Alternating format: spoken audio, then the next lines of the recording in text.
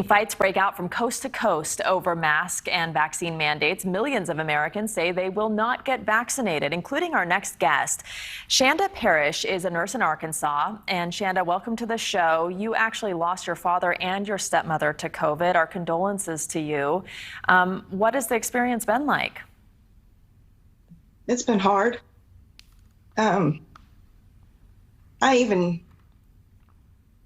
sorry.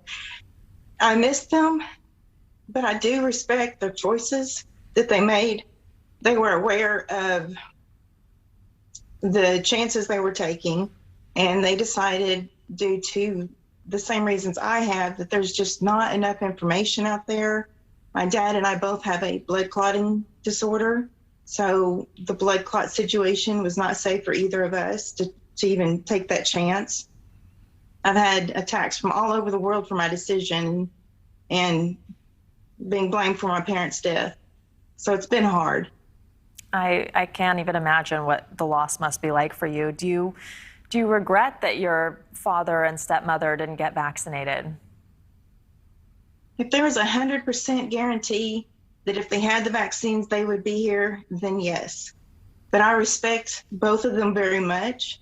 I know why they made their decision, and I stand behind them on that. I wouldn't force anyone to get the vaccine any more than I feel someone should force me or anyone else to get it. And you're a nurse, right? So I assume you're interacting with patients, you're around and have seen and treated COVID patients. Correct me if I'm wrong, but what do you tell them if they ask you about the vaccine? Do you advise them not to get vaccinated? Well, actually, I have been disabled due to the clotting factor since 2016. So I've not had to work through this. I do know many people who've had it. I know a few who've passed from COVID.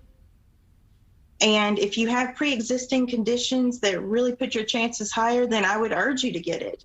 But if you believe that you don't want it, or it's too great of a chance with not enough research, they're not approved. Every day there's new side effects and issues coming from it, then I stand behind whoever makes that decision not to get it. There are also more than 600,000 Americans, though, who have died from the virus. If it were approved by the FDA and out of this phase, would it change your mind? No, because we would approve it without enough history and knowledge about it. I am not an anti-vaxxer. I believe firmly in vaccinating. I've had all of mine. I get my flu shot, I get my pneumonia shot, but there's a lot of study behind it, a lot of research, and a lot of time that lets me know that it is safe. So I don't have a problem with that. Have you talked to your friends and other family members, since you are immunocompromised yourself? And I'm curious, the last time if you had a conversation with your father before he passed about the vaccine, and what your other relatives and friends are telling you, since you're also immunocompromised. I did actually have a conversation with Dad probably 3 weeks before he got sick. And strangely, part of the conversation was, he told me, worst case scenario, if I did lose my life, I would still choose to make that decision. Now, my dad and I are also Christians, and we fully know where we're going if we pass, so he was ready for that. I do have a brother that is vaccinated, and he did encourage my parents to get vaccinated, but it was their choice not to. The rest of my siblings, there's 7 total, they are not vaccinated, and they don't wish to. My daughter feels the same way. So I would say most of our family is just not secure with this, making this decision.